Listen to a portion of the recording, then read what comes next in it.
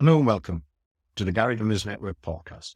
My name is Andy Crook, and my mission is to help garage owners become more successful in business. How do I do that? I try to go live every week with a training topic on one of the 5 pillars of business as I see it. Today, we're diving into a powerful concept that's revolutionized British cycling and can transform your garage, called C.O.R.E. principles. It's a philosophy powered by marginal gains and championed by the performance director, Sir Brailsford. Explained it like this: if you broke down everything you could think of that goes into riding a bike, and then you improved it by 1%, you will get a significant increase when you put it all together. The compounding effect is what he was talking about. And if you don't know the story about British cycling, they went from basically a laughing stock in both road and track cycling to effectively world beaters. And it was all done under the guidance of Sir Brailsford. And you might be thinking, that's great for Olympic athletes, but how does that apply to my garage? That's what we're going to explore in this training topic. And one of the inspirations for atomic success, which is what I call the idea behind making tiny improvements or small changes that produce massive results to your business, it's about continuous improvement. And I suppose core principles were one of the very first inspirations for atomic success, and about striving for that continuous improvement and being better every day and striving for that excellence in your business. And I suppose if you take as the idea core principles that Dale Brailsford came up with UK cycling, you can see how you could implement them within your garage business or in any business really. And what does CORE stand for? It's commitment, ownership, responsibility, and excellence. We'll look at each one in turn, and then we'll use them and we'll look at examples of using those terms, if you like, it's a philosophy or it's a principle which you can look at your business and decide whether or not you can make these changes. And it's really interesting when you look at it. It's almost like a system or a framework which you can start looking at your own business. One of the things I asked people to do when they came on the Atomic Success Program, as it was, I asked people to look at what their core values were and come up with 3 to 5 things that are their core values. And one of my core values as being continuous improvement. So this is possibly why it resonates so clearly with me. But so if you have values in your business or anything in and around your business or your personal life, or even how you feel about your values, if there's something in there about continuous learning or improvement or whatever it is, I suppose it's called lifelong learning rather than continuous learning, this might resonate with you too. So let's talk about the 4 areas, which are commitment, ownership, responsibility, and excellence. So we'll start with commitment. And it's about dedicating oneself fully to the goals and values of the team. It's not motivation, because that's something completely different, according to Dave Brailsford. He said that motivation comes and goes, but the commitment involves a deep-seated determination to see things through, even when challenges arrive. Let's be fair, if you're running a business, you're going to have challenges. And I'm sure if you're running some sort of Olympic training program or going on to becoming one of the most successful road racing teams in ever, you're going to have challenges. So while he says the motivation will change based around challenges and just natural cycles, having a deep-seated commitment and determination to see things through changes. So for Brailsford, commitment wasn't about just showing up. It's about consistently giving 100% effort and embracing hard work and maintaining a relentless focus on improvement. And that's what drove him forward. His commitment was to improve in British cycling. And he came up and he made some really bold statements at the beginning. He was almost laughed at. He probably was laughed. But what he knew would work was this idea of looking for improvements, tiny improvements, massive results. And in the context of cycling, this means rigorous training, meticulous planning, and a persistent drive to push beyond perceived limits. Now, that statement is pretty impressive, isn't it? Do we have within our businesses a rigorous training program? Do we have meticulous planning? Are we willing to drive beyond our limits, our perceived limits, i.e. our getting out of our own way? We have all our glass ceilings that we think we can't go beyond. Are we willing to push beyond those? And that's basically what commitment comes down to. Are you committed to doing this? And that's the C of core. The O, ownership, means taking personal accountability for one's actions and their outcomes. It encourages individuals to take charge of their roles and responsibilities, making proactive decisions rather than waiting for instructions. Brailsford emphasized that when team members feel a sense of ownership, they are more invested in the success of the team. This principle fosters a culture where everyone contributes actively and feels responsible for the overall performance, leading to a more cohesive and motivated team. And I like ownership because it's a two-way street. And many of these things in business are a two-way street. If you have buy-in from the staff, they're far more to get behind you if they're taking personal accountability and responsibility for their outcomes. So that takes us on to responsibility, the R in core, which extends beyond personal tasks to include a sense of duty towards teammates and the broader goals of the organization. It involves being dependable, meeting obligations, and supporting others to achieve collective success.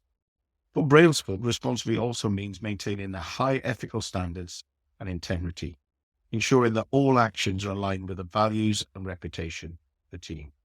This principle helps create a supportive environment where trust and mutual respect are paramount. And I like the idea of this responsibility within business, where it's you can't work towards the broader goals of an organization if they're not communicated to the people within that organization. So that's the first thing. And then it's then about supporting your colleagues to get the job, all by doing the right thing at the right time, every time. And that's where the responsibility comes in. And you can only do this by creating this culture within your business where this is how you do things here. And it's a really interesting way of looking at it by looking at these four areas which are called core, which takes us to the E of core, which is excellence.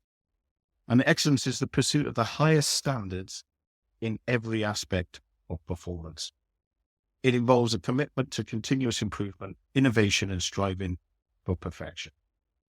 Brailsford's philosophy of marginal gains, the idea that small incremental improvements in any process can lead to significant overall enhancements, is a testament to this principle. Excellence requires attention to detail, a relentless quest for better methods, and a mindset that refuses to settle for mediocrity. And I suppose the weirdest or one of the things that always struck me in the story behind UK cycling and particularly Team Sky was the pillows.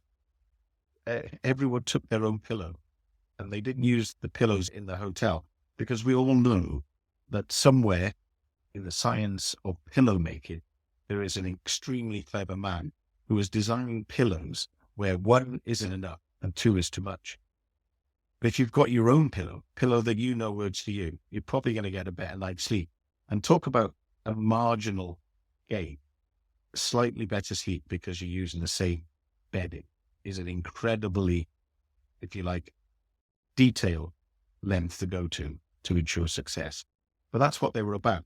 And that's how far they took this principle. So if we use something that we're probably dear to all our hearts as an example of how we can use the core principle to help us, then let's look at technician efficiency. Because what I like about technician efficiency is it requires everyone to pull together to improve it. But you don't have to spend much to gain more. So it's not about spending money or necessarily. It's about doing more with what you've got. And it's about making tiny improvements until you start to see how they can pay off. So how can the core principles help an independent garage become more successful in business? If you ask me, it always starts with culture, the unwritten rules of the business. So how can we use core around that? So if we take commitment, and I've said this, it's always a two-way street.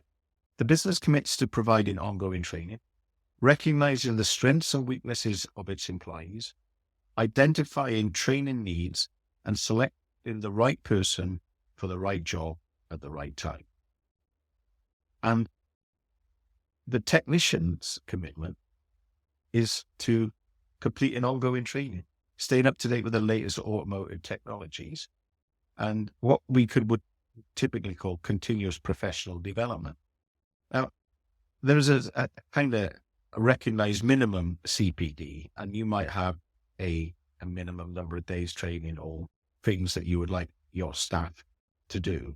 But do they see that as a tick box exercise? Or are they actually committed to staying up to date and learning new skills and developing skills and working on their wider skill sets, doing stuff that's maybe outside of their immediate job role, that will develop their skills in other areas, maybe even for later in their career? And in my business, we look at the commitment to ongoing training. We have a minimum number of days training everyone within the business must take part in, which is probably obvious, bear in mind we provide training, but it's not always technical training. It's not, we look at other things. We look at first aid. We look at what's their interest outside of work? Are they generally interested in developing the self? And if they're not, they're probably not a great fit for the culture within my business.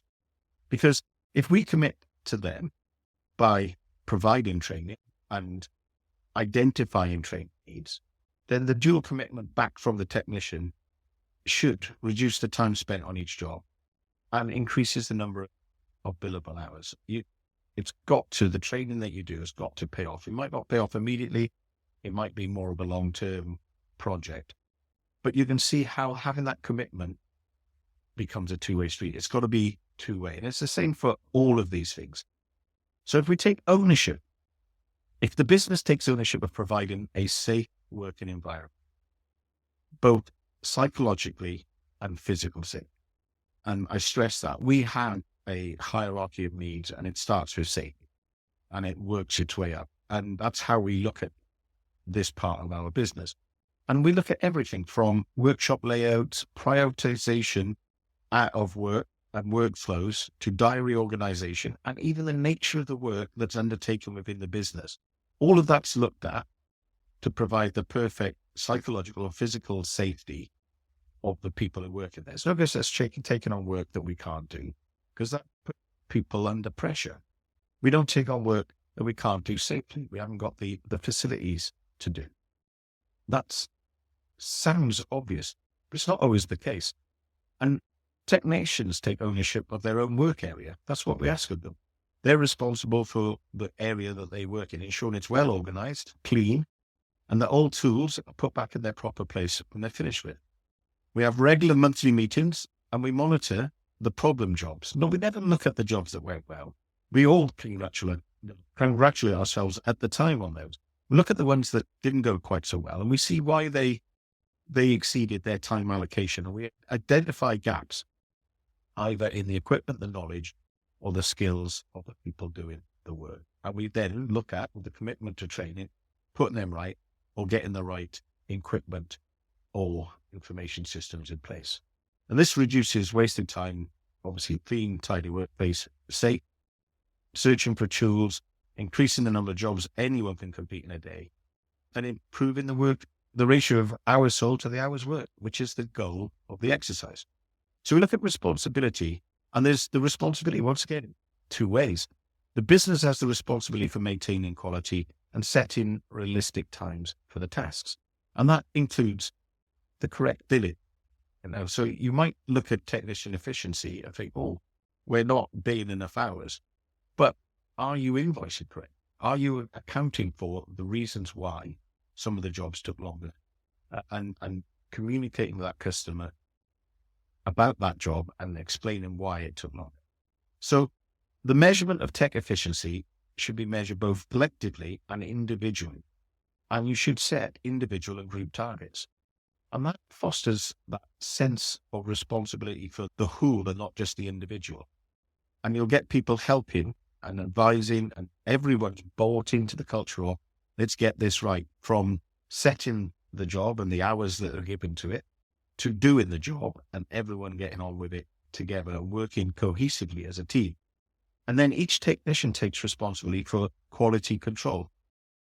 And the idea of the technician taking responsibility for their own quality control, you might think that's it takes a lot of trust. But you want them to be in charge of the quality of their own work and double checking their repairs before returning the vehicle. Yes, you do spot checks, because believe it or not, when you give them the responsibility, they can't abdicate that responsibility to someone else and say, sure, I checked it. They're responsible. And it reduces comebacks, which is often result in non-billable hours. So that on its own increases efficiency. The idea that they have responsibility for their own standards, you'll quickly see who's trying to rush the job to try and, if you like, fit in with the culture of measurement, and the people who are doing the job properly. And it's also, you give them the responsibility for booking on and off the job and flagging issues when when the time allocation for jobs runs over, and giving reasons why. And allowing jobs to run over. You're not going to be penalizing a technician for taking too long if he's doing the job correctly. But you can quickly see if someone's taking too long because they're not doing the job, not working if you like, fitting in with the culture of your business, because you'll have given them the right amount of time to do the job in the first place. So there shouldn't be any stress. And that goes back to the psychological safety. The excellence, the final piece of core, quickly before we finish. And the garage is responsible for implementing a culture of excellence where technicians strive to exceed customer expectations. This might not just involve fitting the reported issue, but also always conducting a vehicle health check and always communicating with the customer any jobs found. While this could take a few extra minutes, it often leads to additional billable work being identified and approved by the customer, which increases the hours sold, obviously. And I'm sure most of you are doing vehicle health checks because they're a two-way protection between you and the customer.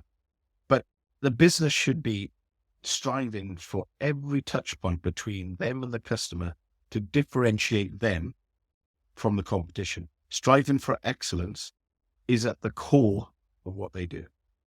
And the only way you can improve it's not the only way, but the best way to improve by striving for excellence is by continuous improvement. Gradual enhancements, improve tech efficiency, leading to faster and better work, higher quality repairs, and increase customer satisfaction. That's what you're looking for. And that's how you can use the core principles to improve something like tech efficiency. But if you think about everything we said about improving tech efficiency, you can apply that to everything that you do across your garage. So the atomic action for this week, the thing I'd like you to go away and think about is, what is your core? What is your core values? What are your core principles? What is at the very essence of your business? What is it that you stand for? And could someone identify what it is you stand for? What's at your core just by observing? If I've made you think about the very essence of your business, then I've done my job. Thanks for listening. See you next time.